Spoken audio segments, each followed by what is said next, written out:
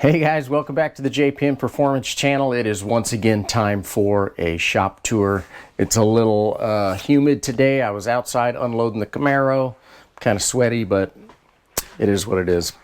Here we are in May. So I guess we are due for May 11th. We are due for some warm weather upon us any minute. So we're only kind of looking at 80s right now, but the humidity always comes up. We got some storms roll through last night, which always makes a difference. So anyway, let's get into the shop tour. So finally, I have gotten to DJ Mannis's second engine. This is actually, it's a 1.6 engine for his NA, which we did some endurance racing with last year, but now we're building it up into something a little more peppy, quite a bit more peppy actually. So I know you guys had seen the spec Miata that he had built for his son, and he's got a Mustang that he races, a Fox body in NASA. This is for their third car, which is kind of a fun car. So I'm building it very close to FP Miata specs with a little less compression so that we can run pump gas with it. I'm going to keep the red line down a little bit, keep the compression down a little bit, try and make it last for a long time. So that's what this is, just about done. Bottom end's together. I've just got this bag over it, obviously, to keep it clean. So over this direction, we have the 370 back on the ground, cleaned up, ready to go. So we've got Heartland Park coming up next weekend. Bob had dropped off the car, and you guys had seen all the work that we did. Here's the old flywheel. There's the dual mass flywheel and the old clutch. And actually, I was able to reattach the rocker and kind of get the rub marks off on this side, looking pretty good. So she's all polished up, looking really good. Really happy about that. So last weekend we had one guy running at Gateway, and it was, of course, Steve in the Camaro. So the report was absolutely nothing wrong. Everything was perfect all weekend. So it is back for a 1-week turnaround for the prep for Heartland Park next weekend as well. He ended up canceling Watkins Glen, which is in like 3 weeks, which actually works out pretty good because his next plan is to make it over to the June sprints. So after Heartland Park, we'll get it back, re-gear the transmission, and do a really, really serious prep on it. That'll give me about 5 weeks before the sprints, which will actually be a nice little break for actually being able to do some quick prep. You know, if I had like 2 or 3 guys in the shop, I could like nail them onto this thing and we could turn it around, but I do everything myself. So trying to balance everything out, but the car's performing very well. Very glad to hear that. So getting close on that. I did get a new toy in this week, guys. I've been seeing these chairs online, and I've probably talked about this before, but I'm a real sucker for Facebook ads. And I've been seeing these for probably a year. These are called Viper chairs. So they make them high like this.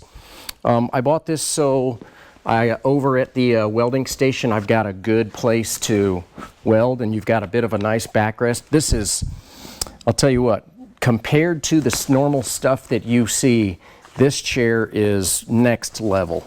Super heavy duty, actually made in Green Bay, Wisconsin. It's got a real easy,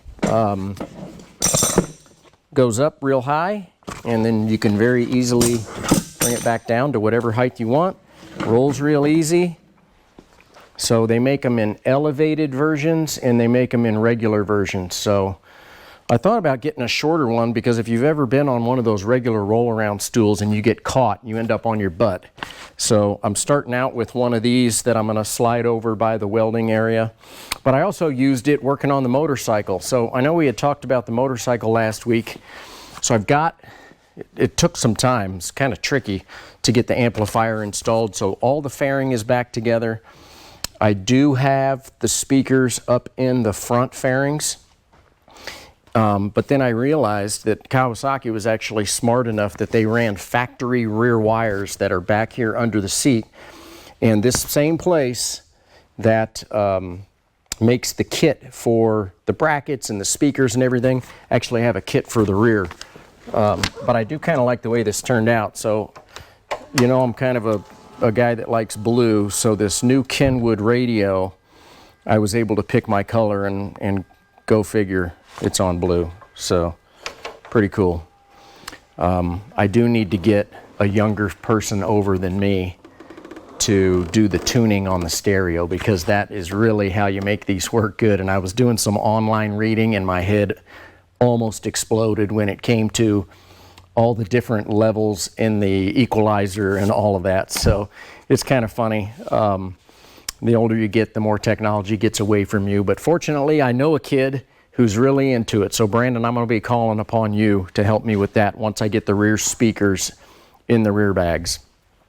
So, okay, let's move over to the BMW real quick. So shout out to Mitch Schwartzberg.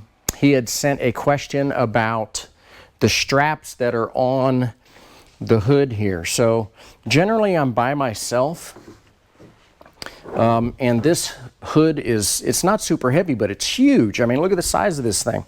So it's really hard to, do without two people. So I actually found these straps pre-made. They've got these rubber-lined hooks on both ends, and it's got an adjustable clasp. Now, what I have done is I've actually taped everything over with electrical tape, because I noticed that it was getting just tiny little scratches on my paint. And so I've got them adjusted to where you just slide them on. And anybody that knows, I also have somewhat of a bad back. So this way I can just grab this nose myself, and it's very, very simple. All you have to do is line up the center Zeus tab, and on she goes. And then you can just pop these right off. So this was just something that I came up with out of necessity. And sometimes that's what you do in racing. You have a problem, figure out a solution. So basically the BMW is completely finished now, except for final cleaning. So we've got 1 week to final clean the car, but have everything else ready to go. So need to stay focused on getting the Camaro done. I have more differentials that need to go out this week still. I've got engines that are coming in. So as you guys know, it's always a constant cycle. I do appreciate your questions and your comments. I'm trying to answer some of them as I get time. This is that time of year where obviously really, really busy. So, but I do appreciate you guys watching. So see you next week. I think we should have time for a shop tour, I'm pretty sure, next week. So we'll do a pre-Heartland Park next week video, and then we'll have a post-Heartland Park after that.